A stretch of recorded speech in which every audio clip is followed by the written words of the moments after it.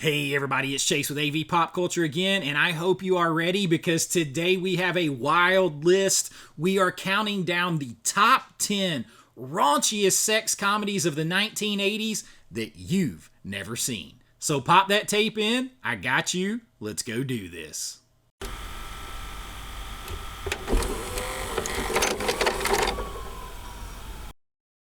You know, the 1980s was a wild time for this genre. It was the golden age of the raunchy sex comedy, teen exploitation, college exploitation type movie, and there are definitely some iconic films from this era. Everyone knows Revenge of the Nerds, everyone knows Porky's and things like that, Bachelor Party. These are films that are in the public zeitgeist, but there are other films that are almost as good and really are very much iconic and go along with this time frame that kind of just fell through the cracks. And I have 10 of these right here that I actually am a big fan of, and you might be too if you've seen them. So let's jump right into the list at number 10 with Hardbodies Part 2.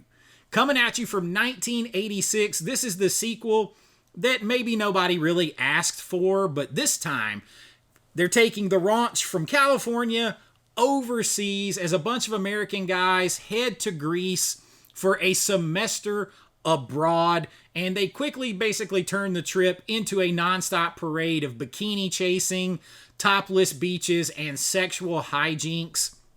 That's part of the reason this one's forgotten, because it kind of takes that beachy all-American vibe away and puts it overseas, which is a little foreign to people for this time frame. And Hardbodies was already kind of a very niche film because of some of the subject matter that it brought in. And this sequel is basically a straight-to-video type excuse for just a bunch of topless beach montages and crazy fun. There's nothing wrong with that. I have a blast with the movie, but maybe because of that, it kind of gets forgotten, especially when you have much more of the prominent nature of Hardbodies Part 1. The film was actually made in Athens, Greece, so they went on location, but the college students were clearly pushing, late 20s, early 30s. Totally fine. It's a blast. One that a lot of people might have missed, but if you did, check it out. Hardbodies 2 comes in at number 10. Now, if you follow me, I've done a few lists of movies like this, and there's one movie that I've had a few people mention, and I was like, oh, I'm surprised people really remember that one and have seen it. I am going to put it on a list. I've been waiting for a list like this. I'm talking 1987's Hunk. Yes, that is the name of a movie where a nerdy computer programmer, there was a lot of those running around in 80s movies, makes a deal with the devil to transform himself into the ultimate California beefcake, aka the Hunk. And once he does, the women throw themselves at him, and he's getting everything he wants, but of course that comes at a price, and the price is selling your soul, and that is never simple in any kind of movie or story that you run into with it. And it was kind of forgotten some because it was released a little too late into the 80s sex comedy boom. And the marketing was a little bit of a problem because you have its supernatural element with the Faustian deal with the devil, but it kind of meets soft core. And the premise was just a little too oddball for like a straight marketing campaign and maybe for mainstream success. But the movie is a lot of fun and fits in with the 80s vibe, even if it came in really late. This was James Coco who played the devil. This was in one of his last roles before he passed away. I think you'll have a lot of fun with Hunk from 1987. If you check it out, it comes in at number 9. Now, coming in at number 8, we go back earlier in the 80s to a great year for film. We are going to 1984, and one I actually have right here in my hand. I am talking Surf 2. Now, despite the name of Surf 2, there is no Surf 1. This movie is really a parody. It follows surfers battling a mad scientist who turns beach bums into punk rock zombies by using an energy drink called Buzz Cola. Now, that doesn't seem that far-fetched nowadays. We got so many energy drinks that do Lord knows what to you. But if you take that concept and you mix in bikini contests, fart jokes and, some nudity, you've got a sex comedy disguised as a surf exploitation flick. Surfing is really the background. This is just a 80s comedy with some people that you're going to recognize in this film. We'll leave it at that. It kind of bombed, though, theatrically, and it was poorly marketed. The whole shtick of it being a part 2, even though there was part 1, was a little confusing. The odd blend of sort of a horror parody and raunchy comedy confused audiences back then a little bit. It would hit a home run today, I think.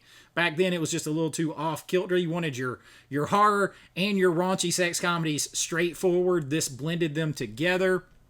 And there's actually a subtitle on the poster that was literally saying this was the end of the trilogy, Surf 2. So nobody quite got the joke on this, but you'll get the joke and you'll have some laughs if you check out Surf 2 from 1984. It comes in at number 8 on this list. Now, number 7 on this list is one that I really haven't met many people who have ever seen this movie. And that's a shame because it's kind of naughty fun. I'm talking 1985's The Big Bet. Now, this one is about a horny American exchange student who bets that he can score with the hottest girl in a European school. So cue tons of cultural misunderstandings, those awkward fish out of water type things, awkward situations, and the usual and pretty prominent slapstick nudity in this one. This one never got a wide release in the United States, and the European production values made it look cheaper than like Hollywood movies of the same time. But you got like some kind of taboo things going on. You got these guys like spying on girls. You got, but in the end, the women kind of have the last laugh in this one. You could probably throw the tagline in this one of like, he came, he saw, she conquered, because the guy is kind of hapless in this and the women are going to take control. But I bet you will have a good time with The Big Bet from 1985. It checks in at number 7 on this list. Now, number 6 on this list is one that is written by Cameron Crowe. And it came out in 1984. Cameron Crowe is just hot off doing Fast Times at Ridgemont High, the It screenwriter, and we are talking The Wildlife. And this one is following a group of California teens as they navigate parties, hookups, and life after graduation. This one features Eric Stoltz, Chris Penn, and even a young Leah Thompson. You also have the kid, and I always forget his name, is it Michael Ian Smith? I can't remember his name, from Weird Science, the not Michael Anthony Hall guy. This one is forgotten despite the cast and despite being a very good movie who a friend, Joseph Vincent, who has a big movie channel here, or a big channel on YouTube, turned me on to a while back. This one gets overshadowed because Fast Times at Ridgemont High was still so hot out there, and you had Revenge of the Nerds coming and all this. It came at a very tough time. As a matter of fact, it came out within a month or so of Revenge of the Nerds. So very, very tough time for a movie to find its audience, because those films are kind of like its spiritual cousin, and they kind of drowned it out. Eddie Van Halen, though, actually composed the score to this. It's one of the few films he ever worked on like that. Again, Cameron Crowe back there, Eric Stoltz, Chris Penn, people all over the place. This is a really good movie and a fun time if you check it out. The Wildlife from 1984 comes in at number 6 on this list. Now, number 5 on this list takes us back to 1983, and one that I have an absolute blast with every time I watch it. So much so I had to pick up Joysticks from 1983. This one is set in a video arcade, which we used to love hanging out in back in the day, and you have a group of nerdy gamers. There's the nerd thing again, very 80s prominent. And this time, though, they are defending their hangout from uptight townsfolk while engaging in pranks, sex jokes, chasing tail, wild parties, all of that stuff. If you kind of think Revenge of the Nerds and Porky's a little bit mixed together, but with an arcade and Pac-Man and all that kind of stuff all over the place in the background as they're trying to save their arcade, that's what you would get here.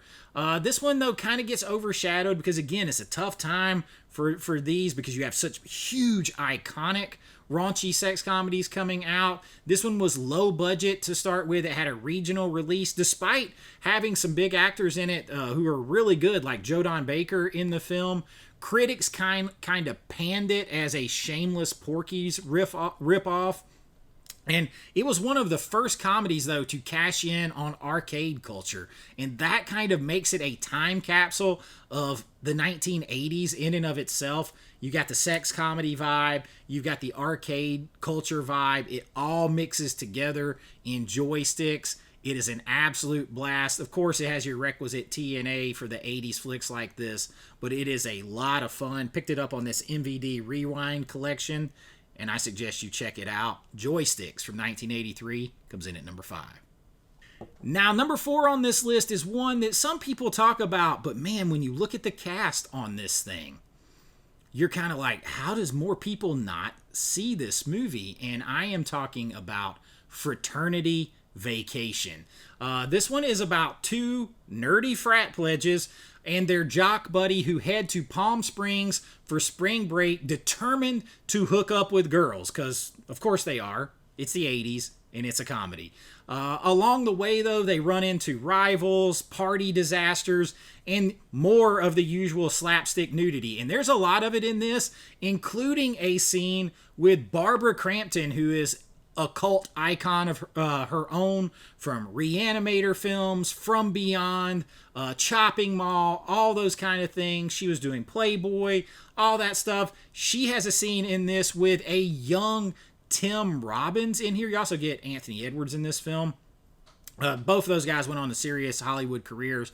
Barbara Crampton had a big career, but you get her in a very funny scene in this where two guys think they're about to get lucky with Barbara Crampton and her friend.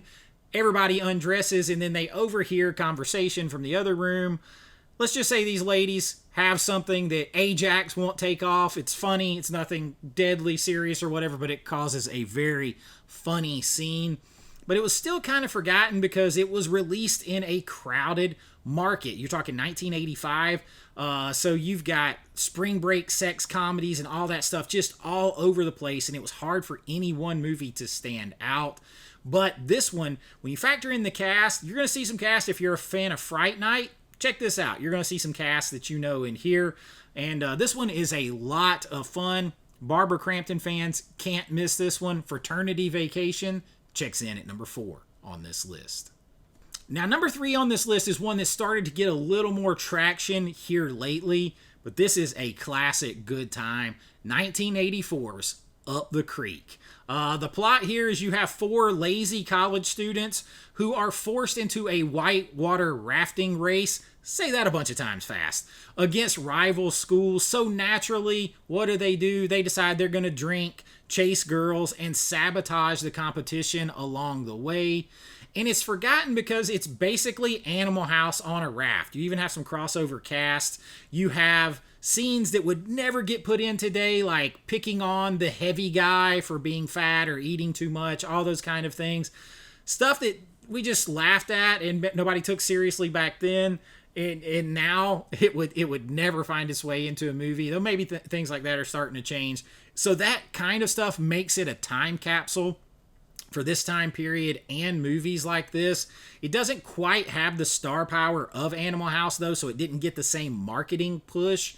But it is fun, and you've got Tim Matheson, who also starred in Animal House in this movie, and it features him and several other cult comedy regulars, and it is a lot of fun to watch. Like, it just transports you back to this time, and a simpler time, a more fun time in a lot of ways, and that is worth its weight in gold. If you are into these kind of movies at all, I highly suggest you check out Up the Creek from 1984. It comes in at number 3 on our list. Now, I have no shame in saying that number 2 on this list was one that had my attention way too young. But man, did I like this movie, and I still like it today.